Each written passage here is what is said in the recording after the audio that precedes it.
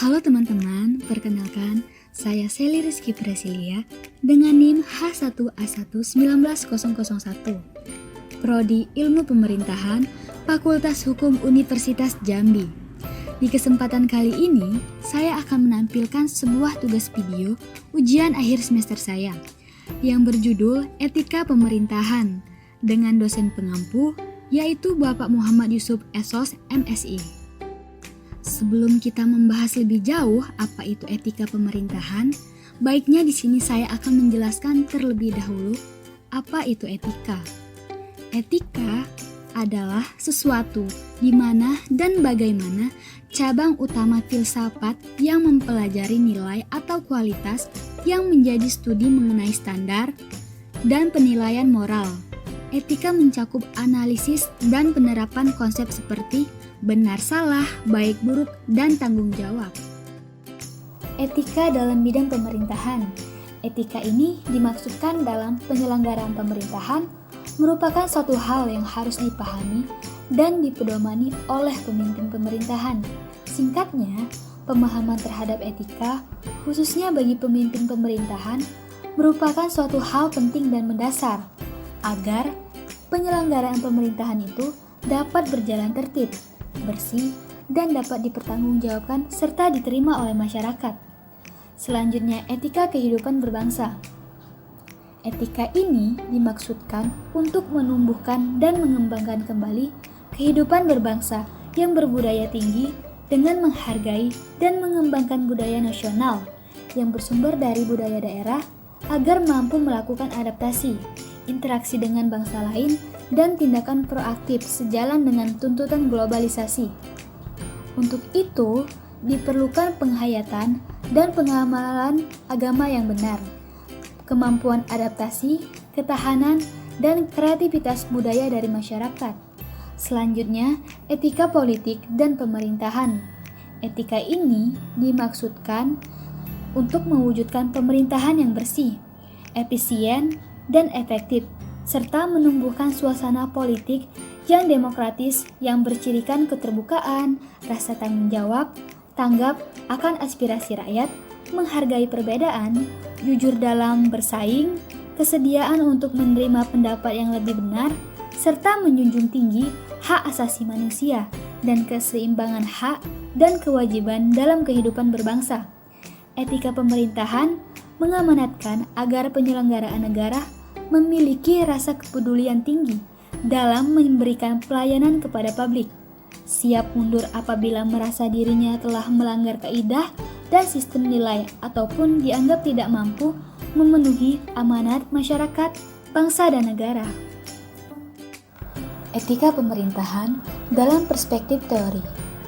Etika pemerintahan termasuk dalam etika praktis. Dalam kehidupan masyarakat modern, sudah menjadi rumus bahwa setiap profesi memiliki dasar-dasar etikanya sendiri. Etika pemerintahan sebaiknya dikembangkan dalam upaya pencapaian misi itu. Artinya, setiap tindakan yang tidak sesuai, tidak mendukung, apalagi yang menghambat pencapaian misi itu, semestinya dipandang sebagai pelanggaran etik. Di dalam etika pemerintahan, terdapat dua jenis fungsi. Fungsi yang pertama yaitu sebagai suatu pedoman, referensi, acuan, pelaksanaan tugas-tugas pemerintahan. Fungsi yang kedua sebagai acuan untuk menilai apakah keputusan dana atau tindakan pejabat pemerintah itu baik atau buruk, terpuji atau tercela. Sumber etika pemerintahan. Sumber etika pemerintahan itu dapat berasal dari peraturan perundangan, nilai-nilai keagamaan, dan nilai-nilai sosial budaya yang berasal dari kehidupan kemasyarakatan, serta berasal dari adat kebiasaan dan yang sejenis dengan itu. Etika aparatur dalam pelayanan pabrik. Menurut Martin, ada 4 hal yang harus dijadikan pedoman. Pertama, equality, perlakuan yang sama atas pelayanan yang diberikan. Hal ini didasarkan atas tipe perilaku birokrasi rasional yang secara konsisten memberikan pelayanan yang berkualitas kepada semua pihak tanpa memandang afiliasi politik, status sosial, etnis, dan agama. Yang kedua, equity, yaitu yang sama kepada masyarakat saja tidak cukup. Selain itu juga perlakuan yang adil.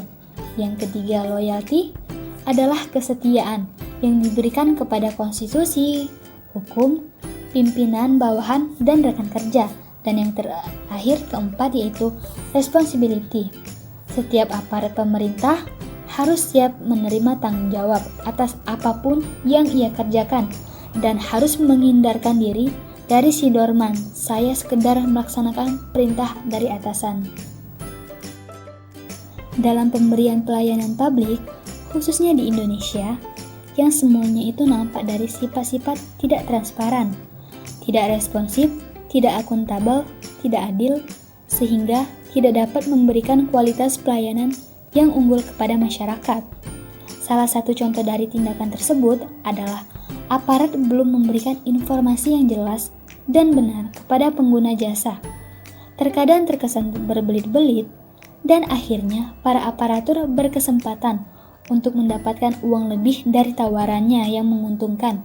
Misalnya, dapat menyelesaikan pembuatan KTP dengan cepat, namun dengan sedikit imbalan atas usaha yang dilakukannya.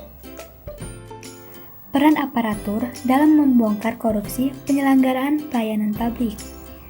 Banyaknya korupsi dalam pelayanan publik, seperti adanya pungutan liar, gratifikasi, dan lain sebagainya.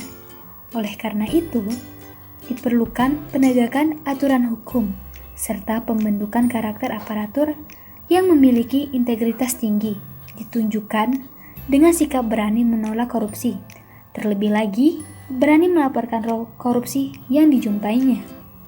Rekonstruksi kultural dalam rangka melindungi penyingkap korupsi lingkungan birokrasi dapat dilakukan dengan cara sebagai berikut. Yang pertama, penegakan kode etik aparatur sipil negara, dan yang kedua, menyediakan saluran penyingkap korupsi. Sekian materi yang dapat saya sampaikan. Lebih dan kurang saya mohon maaf. Semoga materi yang saya sampaikan berguna dan bermanfaat untuk teman-teman semua. Terima kasih. Thank you for watching. Bye-bye.